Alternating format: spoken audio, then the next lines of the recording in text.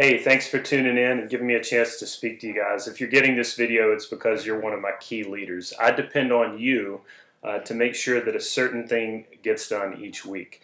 I think you already know that, so I'm not assuming that you don't, but I want you to hear it more often and to understand a little bit more about what that means. So give me a few minutes as I unpack about 7 different things for you as one of our key leaders to think through on a regular basis to help do your job.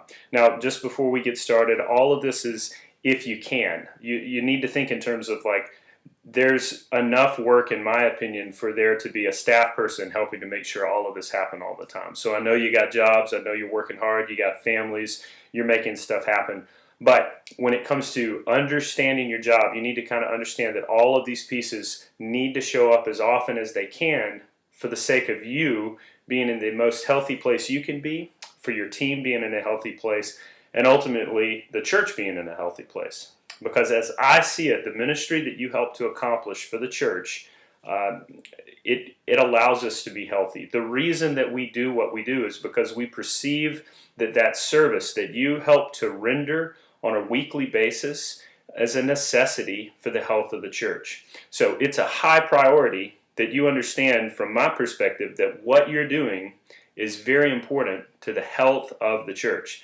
And so to help you do that in a healthy way, I'm going to give you some things that I've given you before, but they'll just be a refresher. So I've got 7 different things to walk through with you, and let's go with me. They're right over here. I might be looking over here a little bit to get my notes. So the first thing that we want to do is be in a mindset to recruit people.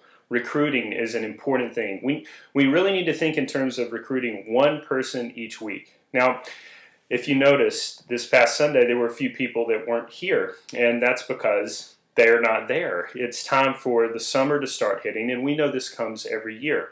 We'll see an increase in people show up in January. We saw 50 new people show up to get connected with us January through April. And now we're seeing some people drop off because these students have disappeared. They're going back home. They're doing their world tour, whatever it is these students are doing. But what we need to always be thinking of is who could we add to the team? Who could we bring onto the team? And the reason you want to always be doing that is because you don't want to wait until it's too late or wait until that need is there. You always want to be recruiting. So that's number 1. Number 2, we want to always be thinking of opportunities where we can train our people to help them understand what it is that we need them to do, how they need to do it, the way to do it best. So every Sunday you can do hands-on training with whoever's volunteering, but there are also opportunities that you need to think through, like quarterly events, quarterly trainings, quarterly gatherings.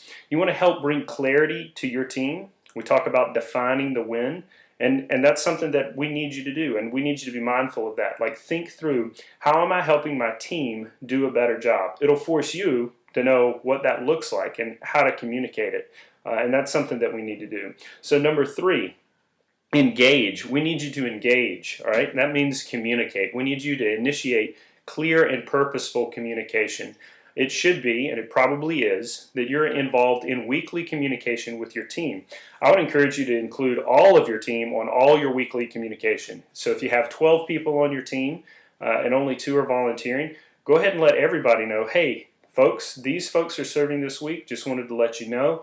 We're thankful to them. Here are the 3 things that we want to make sure we do well this week. Let's work on this together. Pray for us. See you guys later. That type of communication is going to be helpful because it helps your team stay in touch with you. If people are not able to serve, they have the full list of those who are available, and you're helping to, again, engage with them on a communication level. So real quick, we've already gone through 3. We've talked about the need for consistent recruiting, the need for consistent training, and the need for consistent engagement of your team through communication. Well, number 4 is equipping your team. I know we've kind of touched on that a little bit already with engaging them and training them, but what you really need to think through is, like, what are the resources that your team needs to accomplish their goals? This is equipping. Now, in some cases, the resources are tangible. We need new microphone cables. We need new coffee filters. But in some cases, they're intangible. We need to help people understand what it looks like to be friendly and to smile and to welcome and shake people's hands and how to help escort them to the right places to sit. So think through what it looks like to equip your team. What do they need? As a leader, How are you going to help them get what they need? More than likely, you may need to communicate with me and say, hey, Todd, here's the list of things that our team really needs to get our job done well. That's something that I'm counting on you to pass on to me. And if I don't do a good enough job getting the stuff that you need, then you raise your hand and just be like, how am I supposed to equip my team without you helping me out, Todd? I will be there with you. We'll figure it out together. Make sure we're equipping our team. Another thing we want to do is to work on empowering our team. Now, this has to do with delegating responsibilities to faithful men and women, those that we can really count on to get the job done, the people that we know these are the best players when it comes to what we're doing. We want to think through what it looks like to give them more responsibility for a couple of reasons. Number one, God's given them a gift in terms of their personality, their faithfulness, their abilities to do a good job. And we're beginning to recognize that. And that's why we want to possibly empower them a little bit more. Well, the way we would empower, we'd have to kind of like determine what it is we need them to do for us, and then begin to ask them, what would it look like for you to begin to partner with me? Now, we talk about it regularly, and I want to emphasize it again. In this area of empowerment, you guys really need to think about raising up an apprentice. This is someone who can come alongside you and kind of begin to figure out what it looks like to be responsible for the ministry. This is going to help you out because you're going to want a break. You're going to need a break. And eventually, more than likely, you're going to want out of the ministry, probably out of that particular ministry on to do another ministry that God's calling you to. And so raising up an apprentice now is the same reason we want to recruit now, because we don't want to wait until it's too late and then put ourselves under pressure to find someone that we can pass this thing over to. Recapping. Recruit, train, engage, equip, empower, encourage. That's the sixth, all right?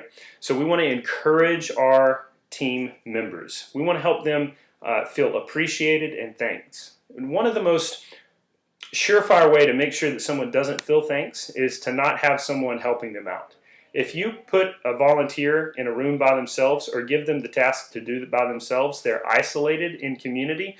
They're going to have a lot of time to think about why they're the only ones doing the work, and they will not feel thanked or appreciated. So one of the ways to help bring good morale to your team is to bring on enough people so that they're supported, and then help those people know that you appreciate them.